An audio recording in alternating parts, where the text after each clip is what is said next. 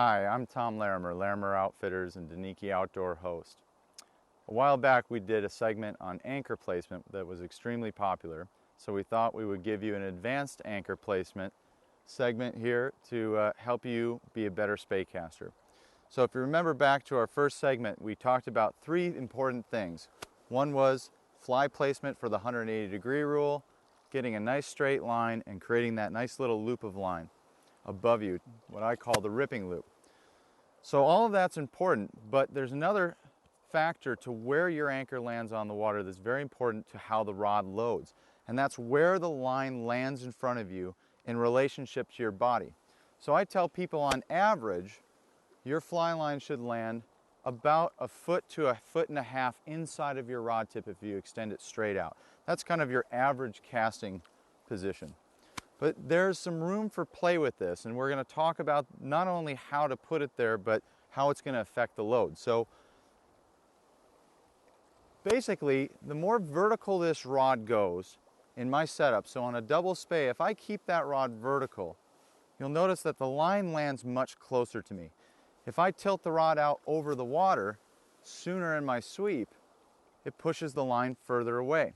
So we can use these different anchor placements depending on the conditions that we have.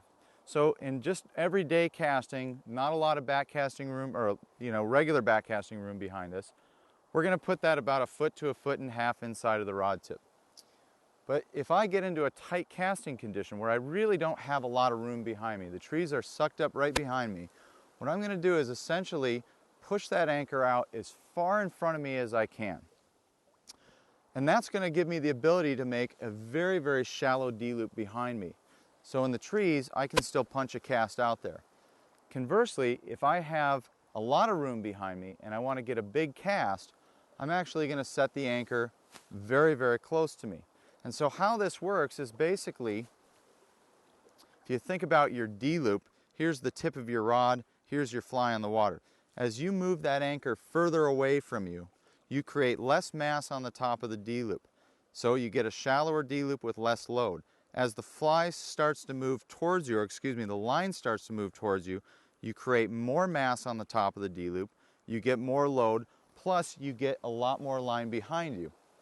So when that anchor is set really close, we have to use a lot of line speed to drive a big D-loop behind us. That gives us the power to make a really long cast. As I set it further out, I create less load, I get a shorter D-loop, but that gives me the ability to make a cast in tight. So next time you're out on the river, just think about how vertical the rod goes, and it doesn't matter if it's a double spey like we're doing here, or if you're going to do a snap T, same thing. The more vertical that rod goes, the closer that thing is going to land to you. The more you push it out over the river, the further away it's going to go.